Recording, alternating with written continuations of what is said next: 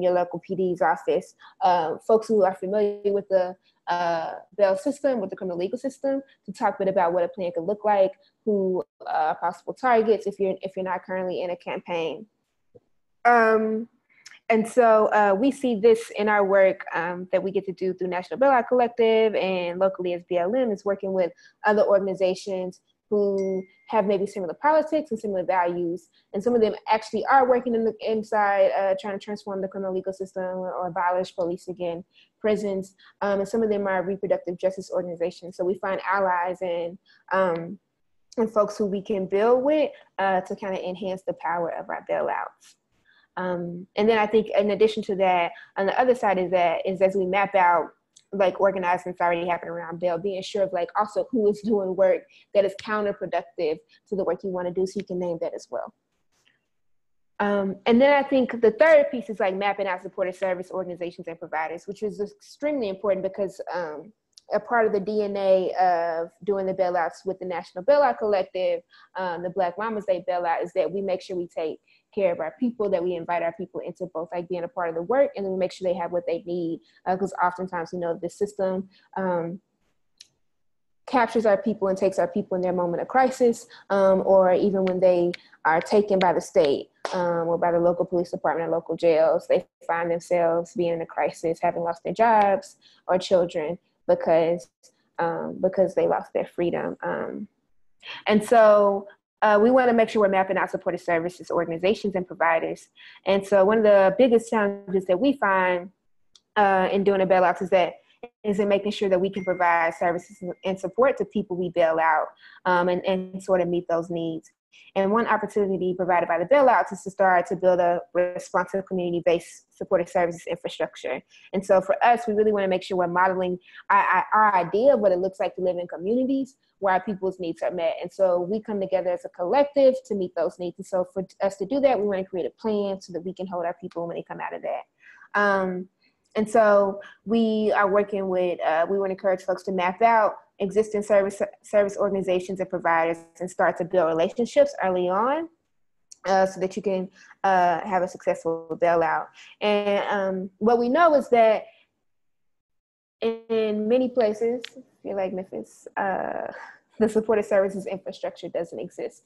So we had to be dig really deep in our planning, and be innovative in how we make sure we could work with our folks to meet folks' needs. And so one example of that is that we, after we bail folks out, before we bail folks out, we give them a needs assessment where we ask them what their needs are, who their people are, do they have family members who would be willing to help if they have housing. And then before we bail them out, we talk to our supportive services lead organizer, or lead volunteer, depending on how your organization is made up. And we let them know this is what we have. And so they will then connect the person with the bail buddy. So before we bail a person out, we give them the phone number of the person who was their bail buddy. And the bail buddy is a member of our organization. And the bail buddy calls them or reminds them about their court date, and kind of acts as a liaison between them and trying to access supportive services. I think it's also important that we mention having money set aside specifically for supportive services, because housing, transportation, bus cards, things like that can be expensive. And I think also some of the other things that we've seen folks do is build with local case managers and local social work students or local social workers. And we're going to talk a bit about feasibility research in a bit, but just I think the last piece is it's important to reach out and find other local organizations that you want to work with based on your vision and strategy. And so we're asking folks to introduce this idea to your team, and pitch it to your local base building, local Black-led organization to get their buy-in. And we believe this space should be a space where we are strategizing and articulating your group's vision and goals. And so again, as I mentioned, we reached out to the local reproductive justice organization because we do believe we want to have a reproductive justice analysis in our work to bail out Black mothers, Black mamas, and caregivers, and that being in jail and being incarcerated is a reproductive justice issue, to be quite honest. And so we reached out to them to work with them. We reached out to another organization that does work around homelessness and just general work around housing to actually work with them on the bailouts too. So wanting to bring folks who have similar politics, values, and goals together to really like to enhance the power of our bailout. And so that's all I have, and happy to answer any questions later on, but I'll pass it back to Arissa to talk us through bail feasibility. Cool. Thank you so much, Erica Perry. So just as like Erica shared and like hit the main points around the bail checklist, just want to reiterate that when we talk about feasibility, we're specifically focusing on the research and the work that it basically takes to completing a successful bailout. There's a lot of pre-research around like how bail works in your city. For example, in New York City, you can only pay 2 bails per month as an individual. That's something that's very specific to New York City because they have charitable bail organizations. But there are different kinds of like possibly like rules or regulations around like who could pay bail based on if someone has like an open case or like owes child support. So really encourage folks to get familiar with their bail system because it's not only essential for being able to successfully bail people out, but also essential to figuring out how to use your bailout to end the practice of money bail and pretrial detention. Like you may have some really gross injustices happening in your backyard that you don't necessarily know about unless you do like the research. And that could be just even in the process, right? Like that can be that folks are taking 2 months to even like get their first initial hearing, right? And that can be something, especially if you already are organizing around that, or there's some other local base building group in your city organizing around that, something that can connect. And these bailouts could really be a tactic and a leverage for that work to end whatever systems that are happening locally. So really want to just emphasize the importance of like knowing how bail works in your city, and then also recognizing that some of the things will be known after the fact. We learned a lot of lessons after we did these bailouts, things that were not on the books, but things that were definitely happening in practice, a lot of injustices as well. So like recognize that some things will be like learned on the back end, but what we can know and what we can plan for would it makes sense for y'all to plan for, especially on the front end, as it has many different implications around like capacity as far as organization, capacity, financial capacity, and all the other things, how you can hold people as well. We're going to dig into some questions, but we're going to pass it to Ben. And I see some questions, and bail rules, it was a question about do bail rules vary by city or county? It depends. Mostly we see like via county, but it could get super tricky, especially in like southern cities. Yeah, but mostly we've seen via county. But we're gonna answer questions at the end. But just want to say that bail rules usually we've been seeing it vary by county. And I'm gonna pass it to Ben, who's going to just give us a brief breakdown with immigration bond before we go deeper into bail, because as a National Bailout Collective, we do pay immigration bond. We have had questions about that and want folks to know that there is a difference between paying immigration bond and criminal bail, and Ben is going to share more about that with us. Hey, everybody. Thank you, Arissa, for putting this together. I'm glad to be with you all. I'm going to give you all a quick overview of like kind of the immigration movement and immigration enforcement, and then kind of go into immigration bond. So the key piece that people generally know that is first and foremost that anti-immigration policy and sentiment directly impacts Black people severely and in unique ways.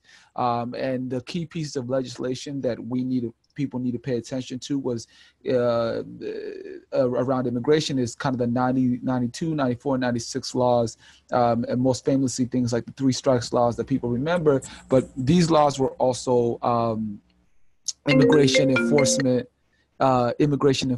laws. So, for example, one of the things that was the consequences of the 90s criminal bills was to kind of really to fuse immigration enforcement and criminal law together in ways much tighter than it was before. So, for example, one of the consequences was that for the first time we went from having 2 or 3 mandatory deportable felonies to over 50 mandatory deportable felonies that were also retroactive in nature. So immigration law is one areas where you can be punished for something after it became a law. So, for example, if you were arrested in 92 and then a law in 93 says that's now a deportable felony, you can be deported in 94, even though before when you were arrested it wasn't a felony, or it wasn't something that could deport you. So that's kind of one of the areas where are your constitutional rights or your human rights in general, which is what's most important for us, don't necessarily don't necessarily apply in many ways. And then further, there are key differences between immigration bail and immigration bond. So as far as our efforts in national bailout, we are trying to end cash bail, end bail, and pretrial detention altogether for the 700,000 people who are held across the country because they can't hold bail. But in the immigration context, we actually want to maintain bond because actually very few people can buy their freedom. Because the reality is for immigrants is that it's legal to hold an immigrant indefinitely. Indefinite detention is a common occurrence, and so people actually need bond to be able to pay them out. And unfortunately, because of the Illegal Immigration Reform and Immigration Responsibility Act of '96, IRA, which Clinton wrote into law, is immigrants actually in many instances are not eligible for bond, because of any sort of criminal conviction.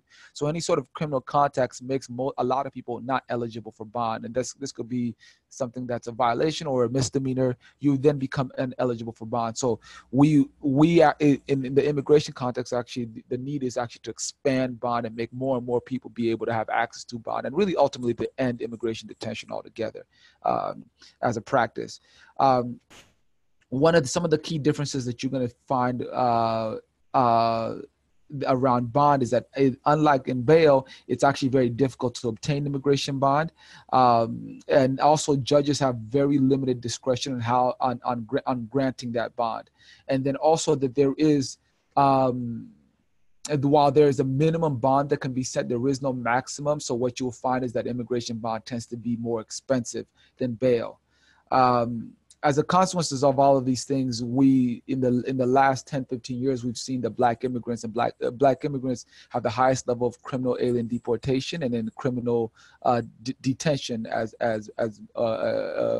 in the immigration context. So 1 out of 5 people who are deported as a consequence of criminal contact is Black, and so the same kind of dynamics we see in the criminal justice system we see in immigration enforcement. One of the differences also with immigration bond is that ultimately, whether or not the person you built with and work with is returns to court, you're going to get the money back ultimately. So the tracking is going to be a little different, but it also might take a lot longer to get any money back at all whatsoever because of just how long things take to process. Because there is you don't have a constitutional right to speedy trial or anything like that. Yeah, so that's essentially the dynamic that we face under immigration enforcement. We have we've been working a long time to kind of support and build with many of the partners in national bailout to really kind of address our mass criminalization system, the criminal justice side and the immigration enforcement side, and how it impacts Black communities. And this is one area where we're able to buy back people's freedom and engage them into communities of people who care and love them and are willing to build out a movement to end immigration detention and also end cash bail. So I thank you for giving me some time, Arissa. Yes, thank you, Ben. Is there anything else that you want to share, like the differences, like can folks pay anywhere, like for immigration bond, or like who should folks be working with to like identify folks to bond out? So, I mean, one of the key things you want to do whenever you have someone is make sure you have their A number.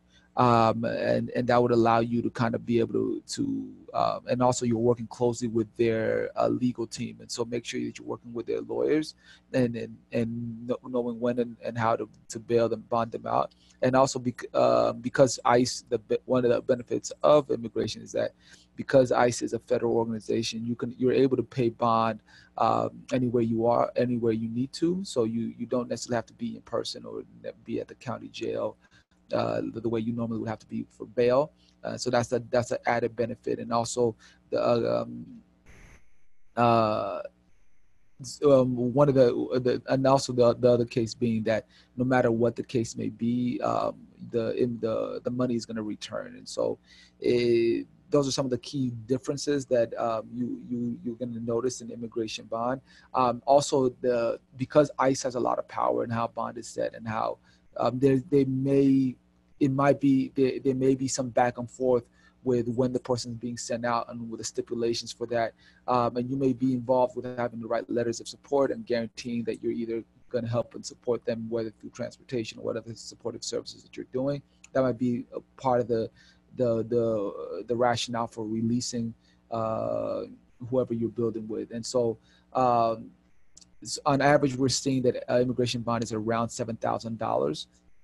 And with often a quarter of them being over $10,000. And so immigration bond tends to be very expensive. And so you got to keep that in mind as you're kind of trying to figure out, ultimately everyone's freedom is important, but that's some things you're going to have to consider as you navigate how you support people and how you allocate the resources that you have.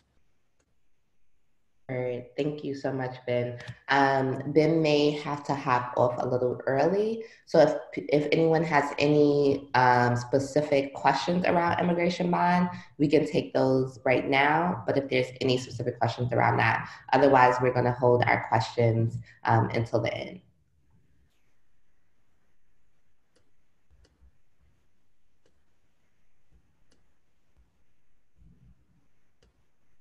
Nope. Okay, cool. Thank you so much, Ben. So now, speaking of questions, Erica, I'm going to pass it back to Erica as she's going to walk us through getting to know the system and some more key questions to help us create a plan and how to find folks. Yes. Hey, y'all, back again. Cool. So I want to talk a bit about getting to know the system, some key questions to help us think about how you're going to plan to find folks and how you're going to get them out. So first we want to think about, and these questions, right, the answers to them are different for each jurisdiction. So first we want to think about who is allowed to pay bail. Are there legal restrictions on who can pay bail and how many people you can bail out? At what point in the process is the bail set? Who sets the bail? Is there a lawyer present? Can you observe? And we know that this is different in each jurisdiction. How is bail set? Is there a bail schedule that you can access? When can you pay bail? Where do you pay bail?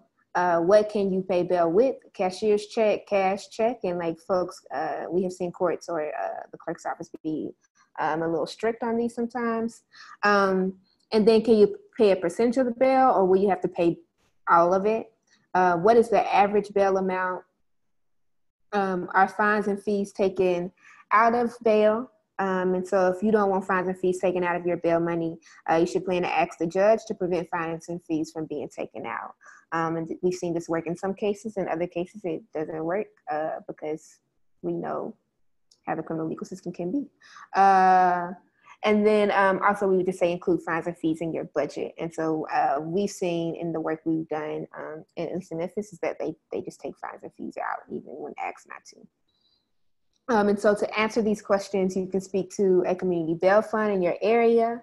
You can also talk to a local public defender or criminal defense attorney. You can visit the clerk's office, the court clerk's office, and speak to them and ask them questions.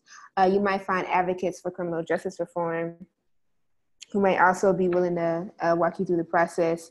And then usually on the court website, you can look at the local criminal procedure rules and or do some court watching. Both of those have been helpful. And so in what we've seen in the past 3 years in doing our bail work is like folks have spoken to public defenders. Some folks are really lucky to have PDs on their team, a part of their squad. Law for Black Lives has also done some of the, helped answer some of these questions through leg research or through our legal crews. So I encourage folks to reach out if you're having trouble finding the answers to these. We also have folks that have worked with their local bail funds to answer these questions. And then again, you might visit the criminal procedure or the local court website. It can be a little bit difficult to navigate, but the rules should be on there. I think they're supposed to be public. And then also just you can go to the court clerk's office, and it's in a different it's in a different place depending on how your courthouse is set up, but you can actually talk to them too. And again, like we know that some folks might be hostile. Our court system is actually pretty hostile towards community members. And so if that's your experience, I also actually just reach out to Law for Black Lives to see if we can help with a legal crew answer some of those questions. And depending on the jurisdiction, we might already have that research. And so just another question we want to be thinking about is how many people are in pretrial detention at the moment? How many of those folks have a bail that's already set? And so you can find the jurisdiction it's different jurisdictionally. Like at least in Shelby County, there's actually like a jail, a place where you can go and you can look and see who's in jail. And you can see what their bail is. And they update that like pretty often. It's like they're getting new people in jail. We also, I think we're gonna try to share in the chat box a report from that they did on Atlanta from the Southern Poverty Law Center did, excuse me. And so you can find some of those things out too. You might also, and if bail and pretrial detention is like something that's happening in your city, your jurisdiction, you might have reports that are more accessible that you can find online too. And so just another question we want to be asking as we go into this process is how do you get your money back once you post bail? And that can be something that's like complex and hard to navigate. So I want to be definitely thinking about that, how we get our money back, because it's important that we rob the funds if at all possible. And then who does the money get returned to? So in some cases it might be it's returned to the person who was bailed out. So we want to like understand that and be ready to have that conversation. Or it might be returned to the person who actually like paid for the bail. And then we want to ask ourselves or make sure we understand is like who do you have to do something to get it sent back? So we know in Memphis, for example, you have to go to the clerk's office and say, hey, this case has been dissolved or this case is ended. Can we get our money back? And so you want to make sure you know about that. And then I think another really important question, and we learned, I think, this the hard way, is like when you post bail, will the person you bail out lose their public defender, right? So by posting bail, does it then prove that this person isn't indigent and therefore doesn't need a public defender? And so you want to be able to answer those questions too and be prepared for that. And so again, happy to answer questions, but that's what I have. And so we'll pass it on to back to Arissa, our amazing facilitator. Well, thank you, Erica.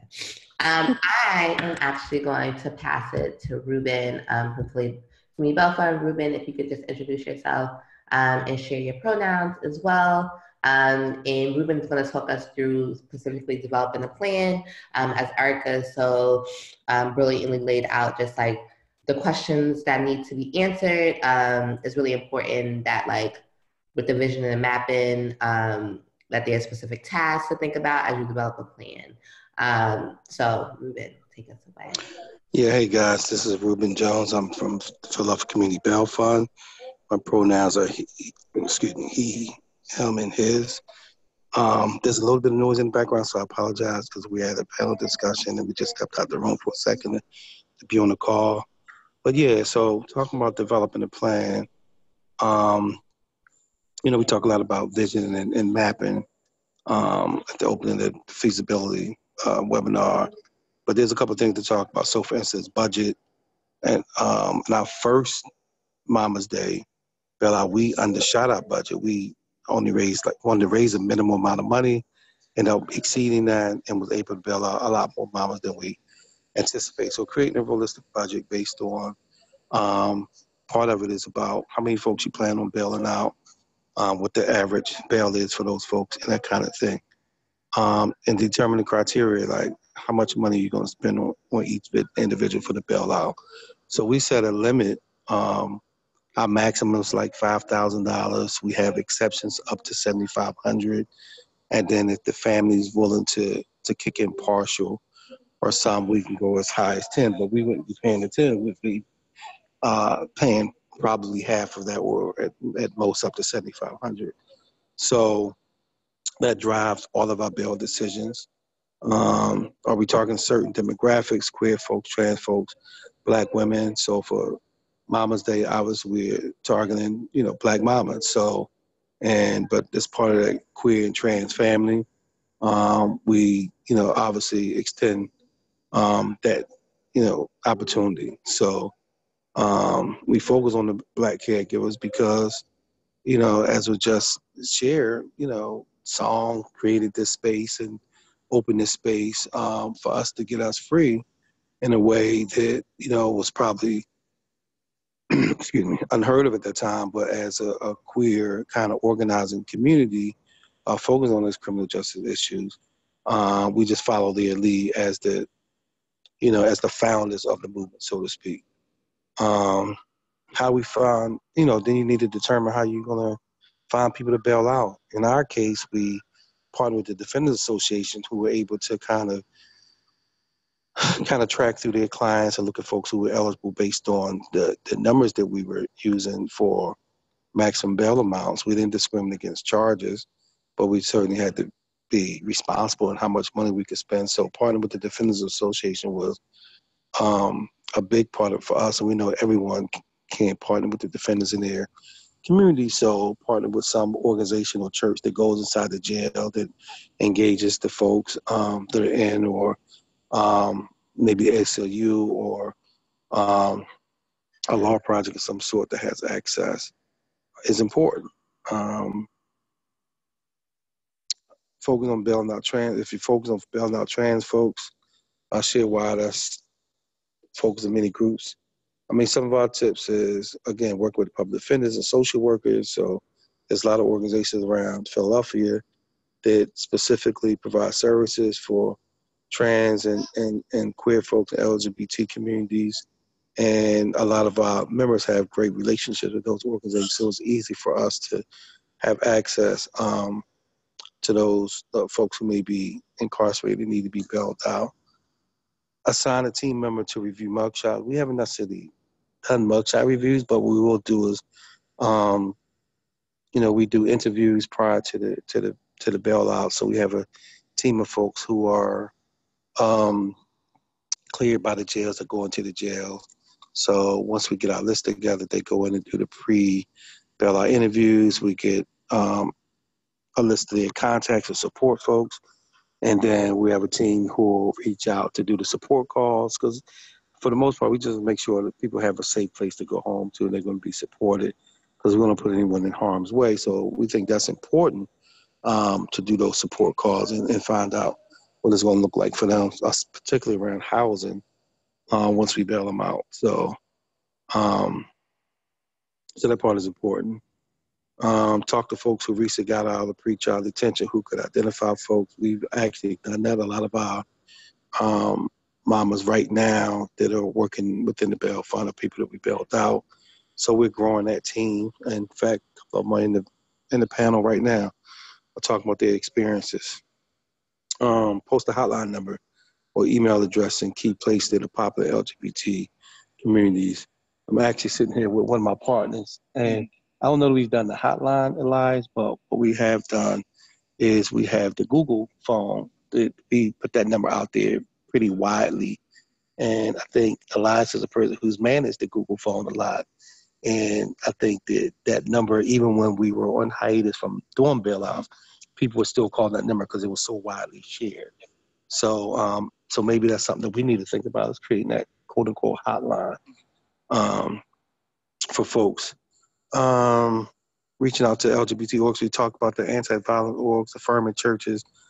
Yeah, it's just good to partner with folks in the community who share your vision, who's willing to roll up their sleeves and contribute, but also can come to the table with some resources, with some support, with some bodies. So we've had people do everything from donating toiletries for the bailout, food, and other things. We've got some great partnerships just to provide different resources, whether it was temporary housing, clothing. A lot of folks come out definitely need clothing if you're locked up in the summertime and you're bailed out in the wintertime. They release you with what you had on. So that's important to determine what the needs are before they release, so you connect them to those resources. Determine if you need legal support. Fortunately for us, we do have the defenders as a partner. We do have the ACLU as a partner. So we can actually, and we have 5 participatory defense hubs in Philadelphia now. So that's an automatic referral for us to refer folks over to the participatory defense hub as soon as we bail them out. So they have access to that support to continue to fight their cases. But if lawyers want to volunteer, they can go to lawforblacklives.org and speak to Marbury. I know that, they always need more help. Map supportive service available in the area and build relationships. I think we've built some great relationships with probably 30, 40 organizations across the city who do everything. Again, like Broad Street Ministries is an organization that does case management. They provide temporary housing and clothing. They feed people. So there's a wealth of services they have alone. But then we have Philadelphia Fight, who again does case management and employment placement and those things. So it's definitely important to create those relationships, and that goes hand in hand with the supportive services plan, so that you not only know what folks need, but you have somewhere to send them to meet those needs. I guess we'll have more in-depth supportive service discussion next week, but we do have a needs assessment that you guys can check out on page 50. We do have a bail tracker or a tracking system. So I'm sure that if you haven't gotten it, Arissa and the team will get it out to folks. And that just keeps track of how much money is spent, where, how many folks have been bailed out, when the money is returned, that kind of thing. And it's more of an accountability issue for MBO more than anything else. But it also gives the local bailouts accountability as well. So you can know exactly how much came through your coffers in order to get people free. So, maintaining context for people who bailed out, which is important. And we do some follow-up calls periodically, like especially if we lose touch with someone and we haven't seen them around, they haven't been to one of our meetings or community dinners. And that's another thing I just want to throw out there. So we do a community dinner every couple of months for the folks we bailed out, for their families, for the community, just to come in and kind of have a collective energy and sharing and supportive environment with good food and music and different games, because part of it is relationship building once folks are home, so they feel like they belong to a community, a part of a community that trusts and values them. So we feel like that's an important part of our bailouts as well. But getting back to the tracker, we keep track of their court dates, who the lawyer is, whether or not they got anything else on the docket. So we just manage the docket sheet so that we can send out reminder calls or texts or whatever, just so we can maintain a constant contact with them in a supportive way. So we keep the bail receipts, all that kind of thing. So it's a really organized approach just to maintain, again, accountability. So I'll stop there and turn it back over to Arissa. Yeah, thank you so much, Ruben. And yes, like So if folks want a sample bail tracker, I believe that's also in our Until Freedom Comes toolkit, which you can download at nationalbailout.org. And wanted to just also touch back on, if folks do need legal support, help to navigate, you can reach out at info@lawforblacklives.org, which I'm putting in the chat box. In our wonderful Black lawyers, either Marbury, Staley Butts, or Erica Perry, who is on the panel right now, can definitely be in touch and provide that legal support. They also have, as Erica shared, legal crews in different locations. So depending on where you are, Law for Black Lives possibly already has relationships and lawyers like ready to assist if needed. And also just wanted to just emphasize the importance in when Ruben was going through just like how do we identify our LGBTQ family, we recognize that our LGBTQ folks, particularly our trans siblings, are very much at the margins and oftentimes are in solitary confinement, are definitely usually being misgendered and are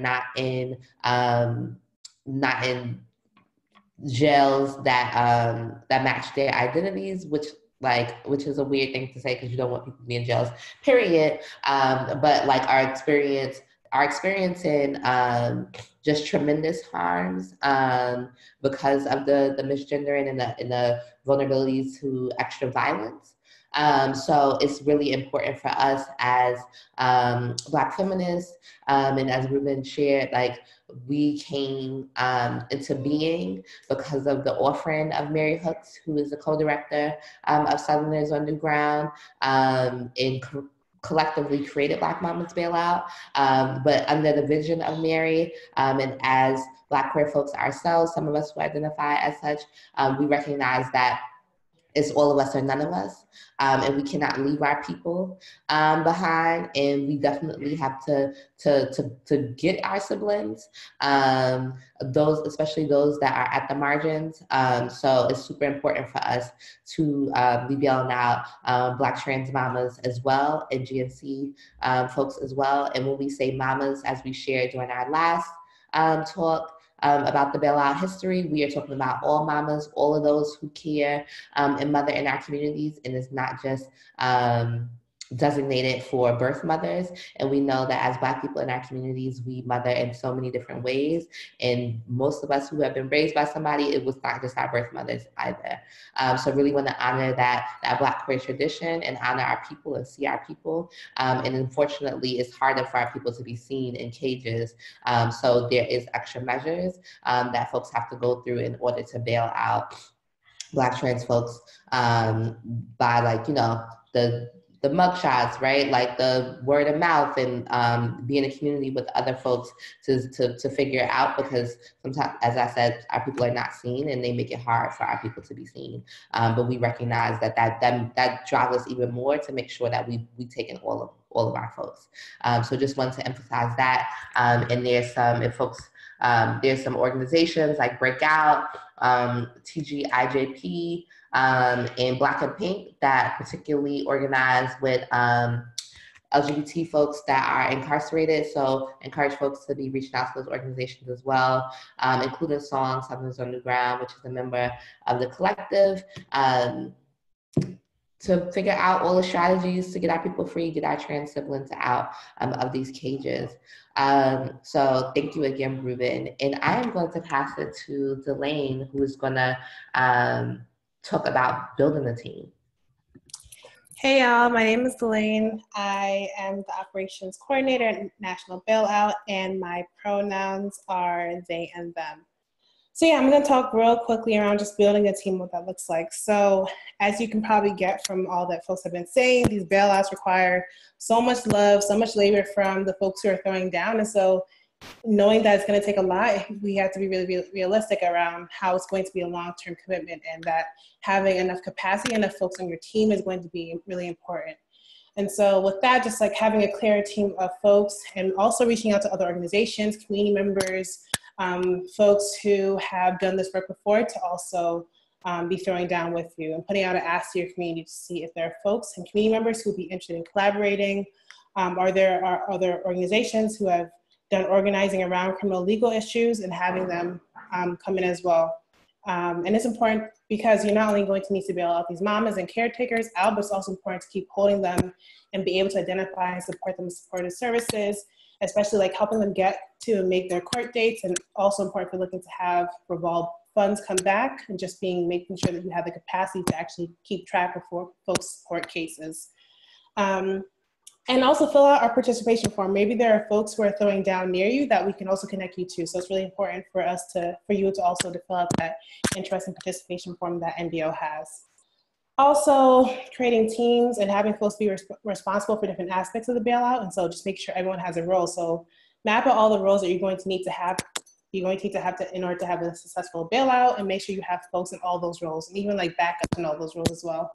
And just stay in communication, stay organized, create shared folders, consistently update your information that you're receiving around who you're bailing out and how their court cases are going, so that you're not overwhelmed with it at the end. And just keep taking notes so that you can always check back in and remind yourselves, because I know my brain can only hold so much at one time. And yeah, just be really clear on your roles and capacity, what you're able to do. Yeah, and I'll throw it back to Arissa. Great, thank you, Delane. So that is all for the most part, y'all. We will be having next week a webinar on supportive services, where we'll be going to a deeper dive on what supportive services means and what it looks like. But now we're going to open it up for questions and thoughts. So if folks have any questions, you can put it in the chat box right now, or I think there's like a raise your hand button, so you can raise your hand as well.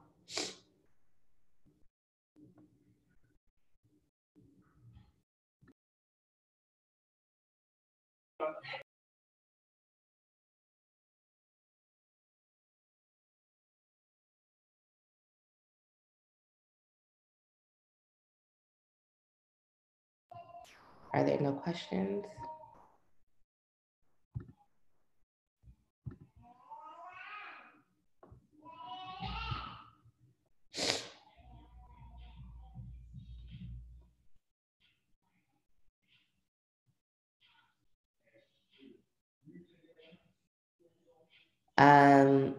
Okay, so we have gotten some questions.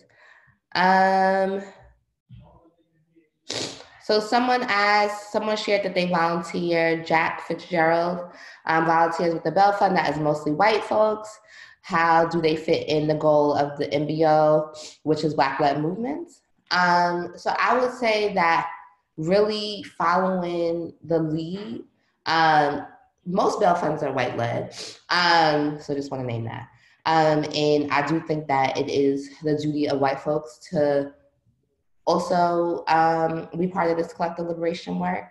I think particularly in regards to national bailout and other Black-led movements and work that is happening across the country and across the world, really taking lead and listening to Black folks doing this work is super important.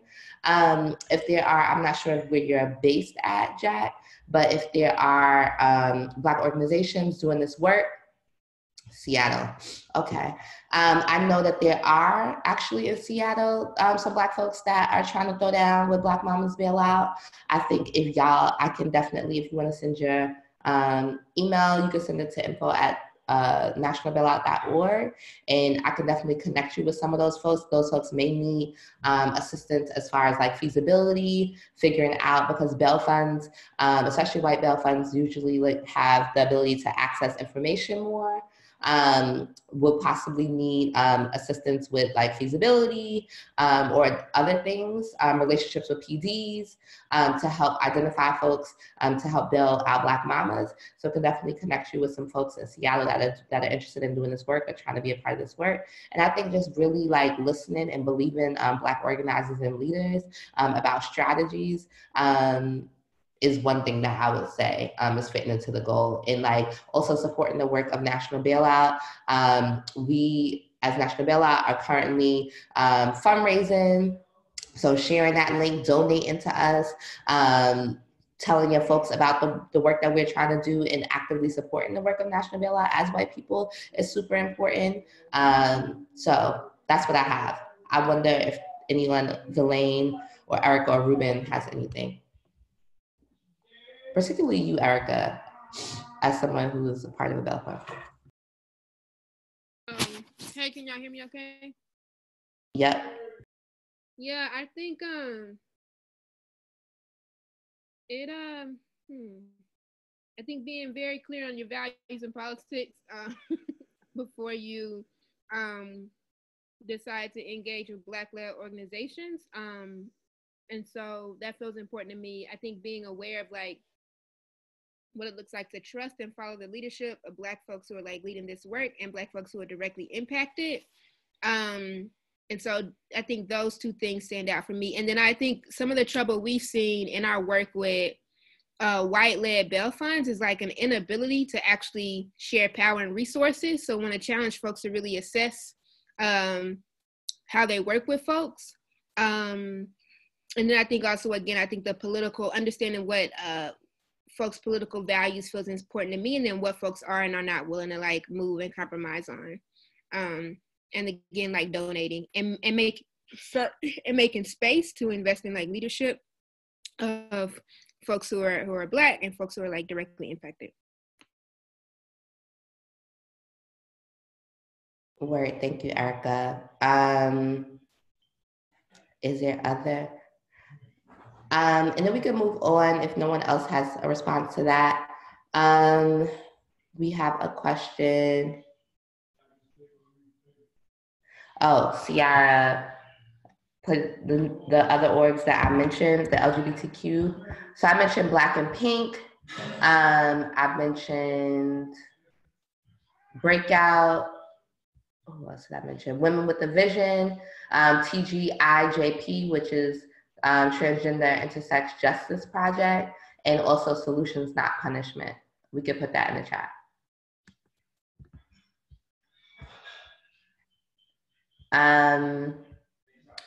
What else? How many people do you think should be on a team? I think at least 5 people, honestly, should be on a team. Also, would love to hear what Erica and Ruben have to say. But especially if folks are thrown down with National Bailout, a part of our collective, we ask for folks to join our bailout operations team, which takes capacity. It's a weekly call that starts at the end of April, and that's people that is going to be responsible for reporting back what's happening on the ground. There's usually folks that are helping with fundraising, people that are helping with outreach, so the people that are helping get into the jails, talk to folks. That's like at least a 1 or 2 person job, essentially. Folks that are handling money and doing the actual bailout. Sometimes folks that are waiting, people don't get released until like 2 or 3 o'clock in the morning sometimes, which is also a problem which people on the ground are trying to fight. And then we really do a lot of homecomings. So we welcome our people home after we bail them out. We don't just like, oh, you home, that's it. We really, really believe in like the welcoming home of our people, especially it is Mother's Day. It's a celebratory time. We want to honor and celebrate our Black mamas and caregivers. So we usually do a barbecue or dinner, a welcome home dinner, something like that. So it's usually a welcome home team. And then it's usually folks that are doing the follow-up. So are doing those court reminders, are touching base with folks, right? So like we recognize that cannot be a 1 person or 2 person job because it takes a lot of capacity. So I would say at least 5 people, but would love to hear what you, Ruben, or Erica have to say. Yep, I'd agree, at least 5 folks. We have 5 like team leads, and so that's just the leads. And so like each working group has like 3 or 4 people in it. And it's still a lot of work. We had maybe like have had anywhere from like 10 to like 15 folks throwing down, and it still has been like quite a bit of work, and it's a really heavy lift because we just want to honor the humanity and dignity of our people, and that's difficult to do in these circumstances. And so I think the more people you have who are are aligned with your values, how you approach the work, and in politics, I think that's the more powerful we can be. Thank you. Ruben, did you have anything to add or share? You are on mute if you are talking. I can unmute you. Okay, maybe Ruben doesn't have anything to say right now. We also had a question about, are we working with groups in Atlanta? Yes, SONG, Southerners on the Ground, which we mentioned, is a member organization, a regional LGBTQ organization based throughout the Southern region. And they are doing a bailout. Again, for history context, Mary Hooks, who is the co-director of that organization, was the one that shared her vision and the invitation into this work by inviting us to, sharing the idea to do bailouts. And with Mary Hooks sharing that idea is how we co-created Black Mama's Bailout. So Atlanta will definitely be doing bailouts with SONG this year for the 3rd year. In DC, we also are doing bailouts there as well. DC does not have money bail, so we don't do bailouts in DC. DC just has pretrial detention. Also want to lift up, in the past 3 years that we've been doing this work, we've been having a rally cry of end the money bail, but it's really also important that now we've learned, because we've been seeing bail reforms take place across the country. We're not just saying end money bail, but we're also saying end pretrial detention, because we've been seeing end the money bail, the end of money bail, but the increase in pretrial detention, also speaking to what Ben from Baji was sharing about immigrant detention, right? Like, we don't want our people to be detained, right? So we have to be strategic about what we're saying and how we're organizing and how we're using this as a tactic, because we believe that this is a tactic, one of many tactics that we use. So DC, the Gilded Papoose Collective is doing bailouts in Maryland, in 4 different cities in Maryland. I know PG County, some other different counties in Maryland, but that's happening via Gilded Papoose Collective. In Baltimore, they also doing it in Baltimore. Another question, should we incorporate as a nonprofit? Okay, to do this on our own, how do we access funds? Do we need a lawyer? Yes, Kristen, I would love to build more with you. You can reach out to us at info@nationalbailout.org. I'll also put my email, which is arissa@nationalbailout.org. But so folks do not necessarily have to incorporate, but it definitely depends on where folks are. People can do this. People have done this in different groups and not have to necessarily incorporate. But people, you need to know, you need to have a plan. It's not okay to just do this on your own. If you're just talking about doing this as a single individual, you need to be in community with folks. If you are a white person, you need to be making sure that you are being led and centered by Black organizing. And also really understanding the local context and what you're doing under this, and also really grounded in community with people that's been doing this work around criminal legal system and organizing. So like, not as a lone person should anyone just be going out and be like, we doing this work, but this should definitely be rooted, deeply rooted in community. So, and then you can sometimes access mugshots, unfortunately, on your local county website. You can access mugshots, and lawyers are mostly helpful, especially in identifying folks. Lawyers have dockets, lawyers have clients where they're able to access and have more information. Lawyers also have access to people. A key part of this work is we ask people for consent. We do not bail anyone out without their consent, because again, we want to make sure that we are honoring the humanity and the autonomy of our people at every step in this process. And some people don't want to be bailed out. People have all types of situations happening. Is rare. Most likely people want to be bailed out, but you want to make sure that you're honoring people's consent. Honoring people's humanity, and want to make sure that people have what they need to be coming home, that you are not just bringing people out into any situation. So lawyers are really useful for that. Want to also offer to the panel if they have additional things to add to Kristen's question.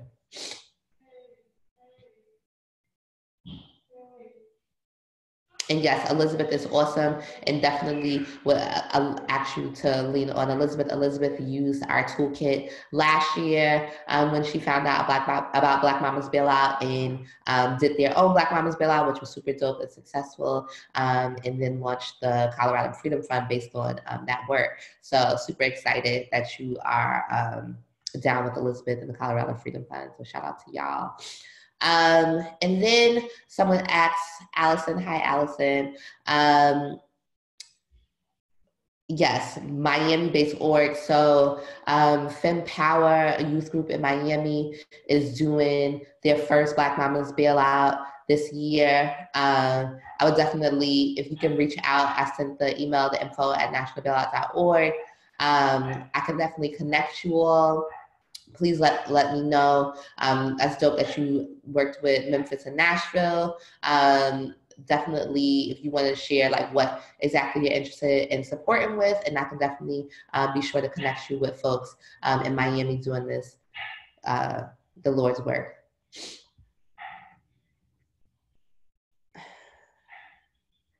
For Jack asks for ongoing bail fund process.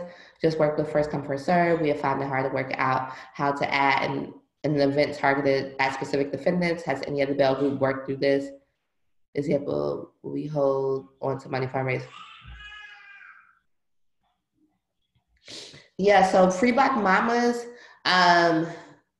is the campaign that happens before Mother's Day. Generally, the week before Mother's Day, we start our bailout process.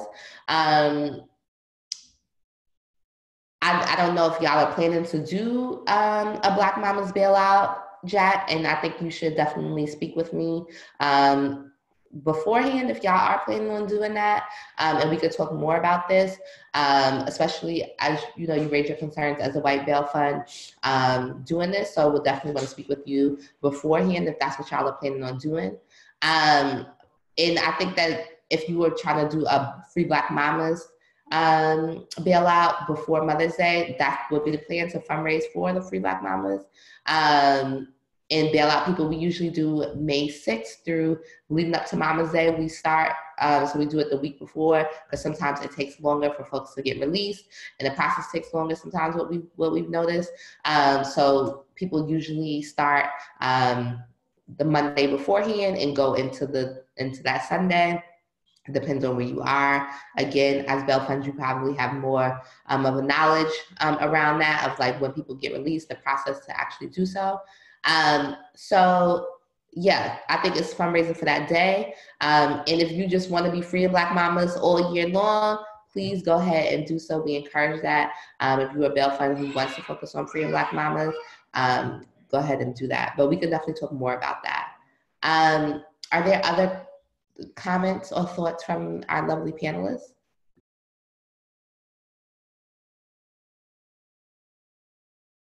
Nope, I don't have any. Thank you. Cool. Do folks have any additional questions?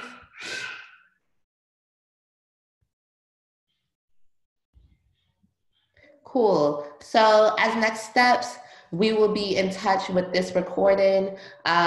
We will also be in touch with notes. And we at National Bailout, again, this is our second webinar for the Free Black Mamas webinar series leading up to Mama's Day. Our next webinar will be on supportive services. We will then be having a webinar on communications. We're talking about all the things around communications, how we talk about the work that we do. Really encourage folks to join that. We'll then be having the advocacy webinar, which will be May 1st. And then we'll have a troubleshooting webinar. So that's where we'll be in the thick of things.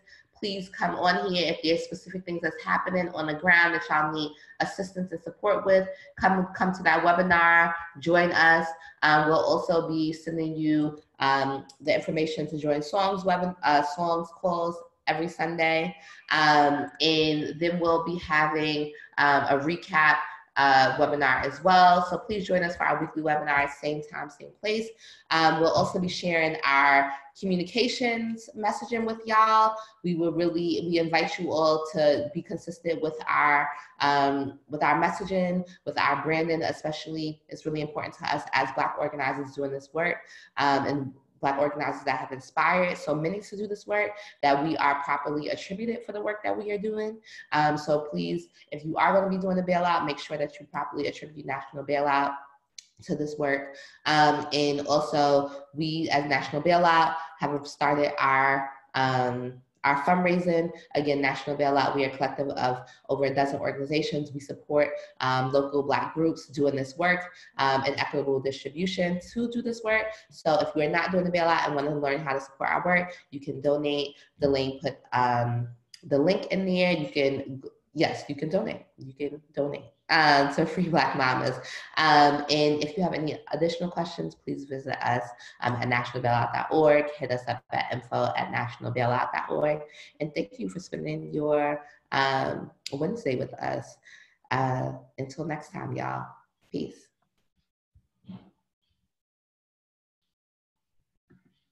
Peace.